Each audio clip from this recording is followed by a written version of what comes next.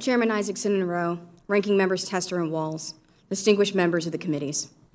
On behalf of Iraq and Afghanistan Veterans of America and our more than 425,000 members, thank you for the opportunity to share our policy priorities for 2018. I'm here today not only as IAVA's Chief Policy Officer, but also as a former Army captain and combat veteran of Operation Iraqi Freedom. I led men and women in combat. I bore witness to the trauma and anguish my soldiers and friends endured when dealing with the physical and invisible wounds of war. For 14 years, IAVA has been the leading empowerment organization for post-9/11 veterans. IAVA has fought for policies that meet the needs of our generation of veterans. I'm honored to be a voice for all of us who served in the forever wars. And what we need now from America is a forever commitment. This year, IAVA will focus on our Big Six, which are the challenges and opportunities that IAVA members care about most. Two issues are sustainment campaigns, suicide prevention and women's support. Two issues are defensive campaigns, defending our education benefits and defending necessary, earned government support. And two issues we are initiating for the first time, toxic exposures and burn pits and medical cannabis. IAVA members are poised to educate the public and to help create solutions. For nearly a decade, IAVA and the veteran community have called for immediate action on the suicide crisis that claims 20 veteran lives a day.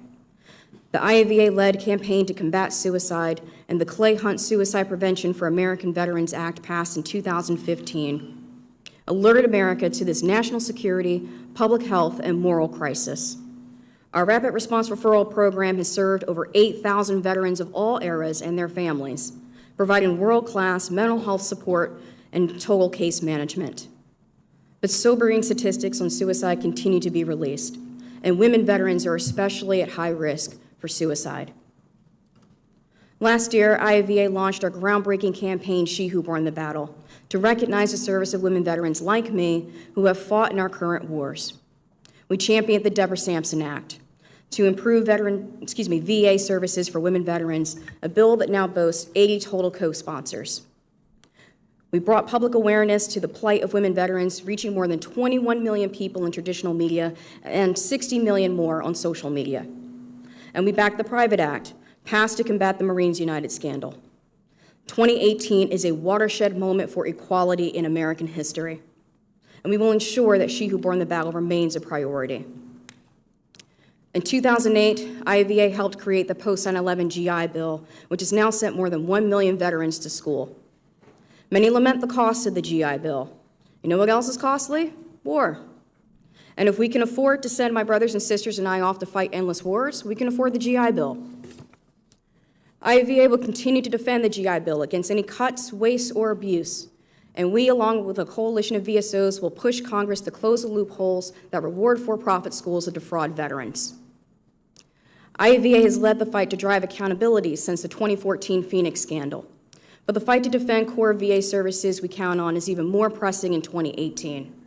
The last choice extension granted in December will run out of money, and bipartisan legislation to permanently reform the VA's community care programs, including the choice program, has stalled.